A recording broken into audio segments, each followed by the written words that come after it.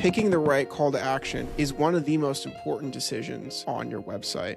It can be the difference between you printing money and using your website as a nonstop sales machine, or just something that's going to repel every single prospect that comes to the website. There's even estimates that personalized CTAs do over 200% better than ones that are generic and don't actually speak to your target audience. In light of that, I want to teach you exactly how to choose the right call to action button for your website. My name is David Sassauer. I'm the founder and CEO of Omis Digital, a web design agency with over 200 design projects in the last 2 years. I make these videos to help business owners use their website to scale and not as a liability. Let's dive in. So we're going to cover 5 main sections, and it actually might be helpful as I go through this to follow along and try to build your CTA live. Now, the first thing to talk about is what is a call to action and why does it actually matter? So call to action, or CTA as I'll be referring to it, is the next step that you're asking someone to take on your website. Now, common examples of a call to action are book a call, get a quote, download the guide, buy now, and it's all completely dependent on the industry, the business model. An easy example, have you ever been looking around on a website trying to find out what the next step is to contact the team, buy an item, and you just can't find the button? Or if you find the button, the actual button you're looking at is not actually the thing you're looking for. Ultimately, that business is losing sales because you're actually trying to make a purchase, you're trying to book a call, and you can't even find the button. Now that we have all that context out of the way, the second thing I want to go over is the type of call to action that you're going to use. Not every business uses the same type of CTA. If you're a web development tool like Wix, for example, you're going to want people to create an account, sign up, take the next step on that sort of thing. The biggest mistake that I see in all the projects that we've done is companies will copy CTAs from other companies, but they don't necessarily have the same business model or value proposition. And so you're going to actually be stealing a CTA that won't work for your website. As an example, Gymshark, clothing company that most people would know, I would hope, for them, it's actually get people to buy items. So as an e-commerce store, getting you to actually make that purchase through that sort of button. If you were a construction company, you're going to want people to actually call you or get a quote. In conclusion, the first action step is to select which function that you want people to actually take, what fits within your funnel. Now, let's say you identified booking a call is the actual step that you want people to take. The next step is writing the copy. Most CTAs fail because they're too generic and vague. The first and most important step is to nail the right action word. If they're buying an item, you might think shop, purchase, buy. If they're booking a call, they might say book, schedule, claim. If they want to download something, they might say get, download, request. And so once you nail the actual primary word, the action step, you kind of want to nail the surrounding words around that. Most business owners, they identify the action step, and that's kind of it. They just stop right there and they go, okay, contact, we'll just say contact us, book a call. And that's it. And they keep it really plain. But again, really specific CTAs can boost conversion rate up to 161%, not vague ones. Just saying contact us does not fit specific call to actions.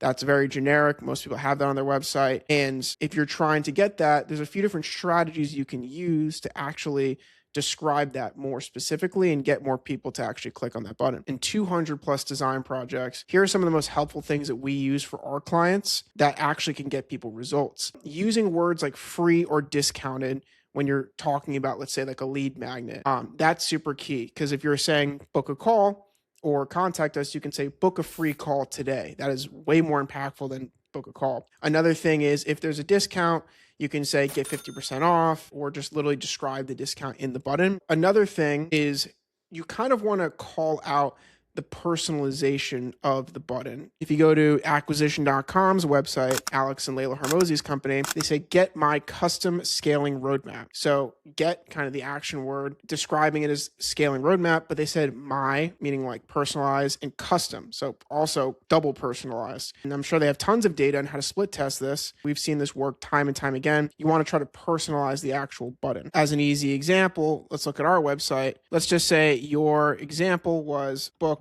call. Would you be more willing to look at it if it was this or this? Book my free strategy workshop. You want to use more specific language to actually get your point across.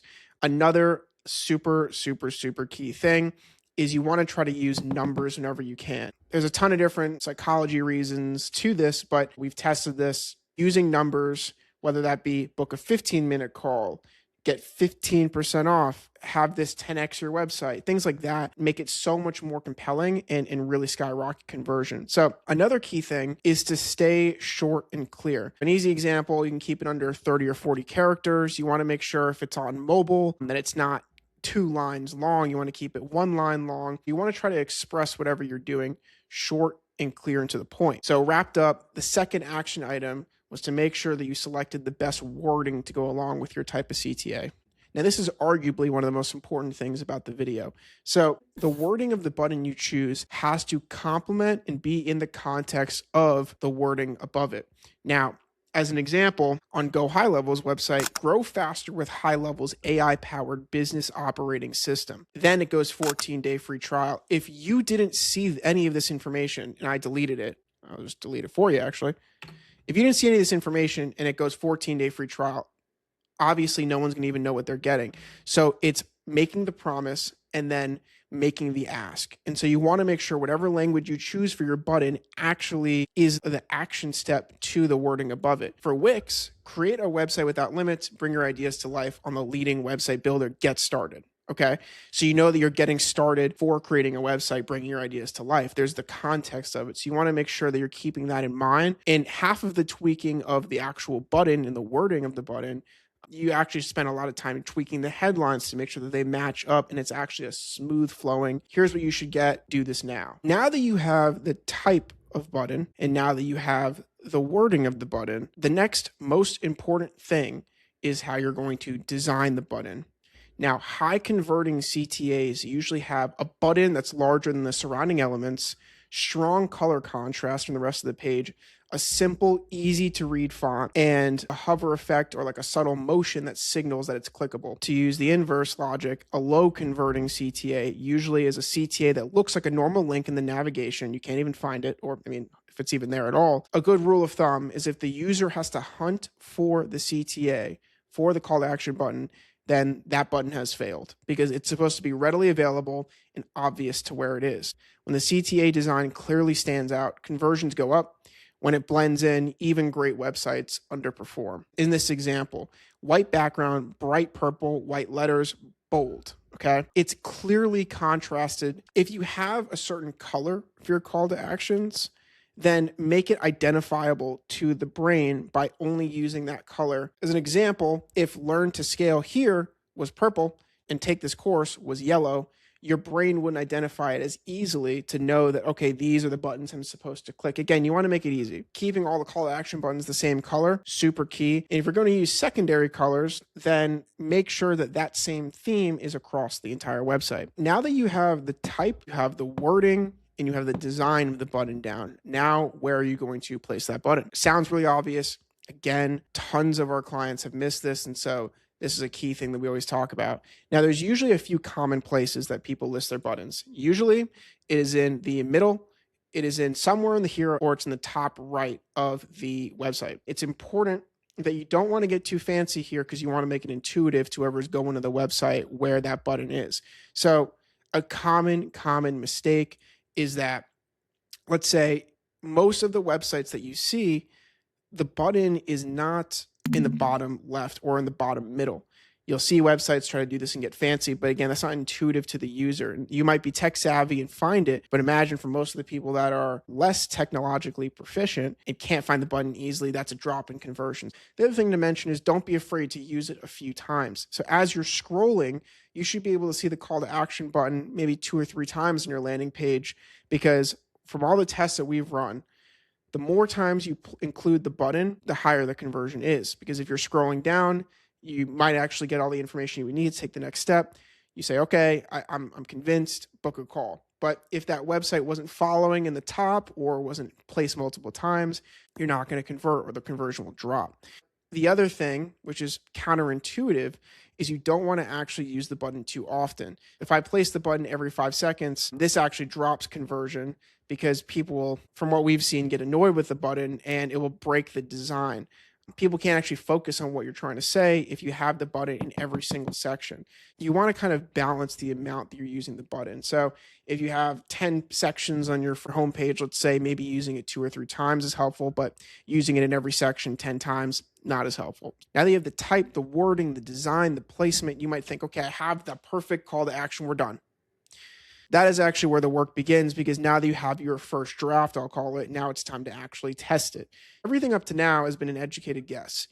Once you test it, that's how you actually know what's working, what's not, what makes money, and what burns money. I'm not going to go into detail on how to test the button, because testing your website is a video I am making soon. So check that out when it comes out. But I want to leave almost a crucial reminder to actually go through and test, because it is going to be the difference between your button working and not working. Again, up to now, it's been an educated guess.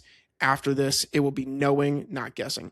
A lot of people overcomplicate it. I usually just say, just get Google Analytics, set that up. That's how you can actually see what is actually working on most web design tools as well. Framer, Webflow, Shopify, they always have A/B testing software. So download that, super easy to do. I will say a common problem we run into is that a lot of clients, especially in the service business world, they might not have enough traffic to actually test with strong data what call to actions work and what don't. If you're an e-commerce client spending a ton on advertising, then you're going to have tons of traffic to test and get a really strong A/B test going.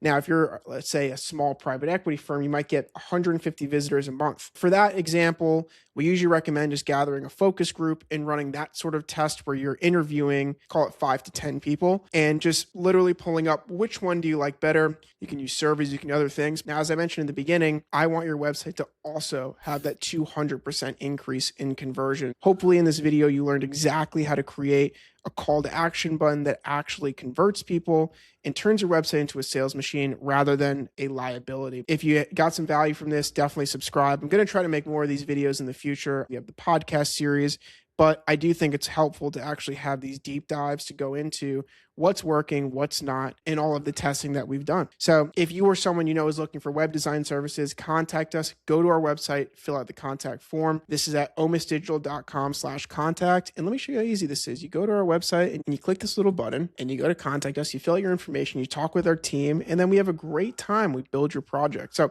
again, you're going to love it. Promise. This has been an amazing time.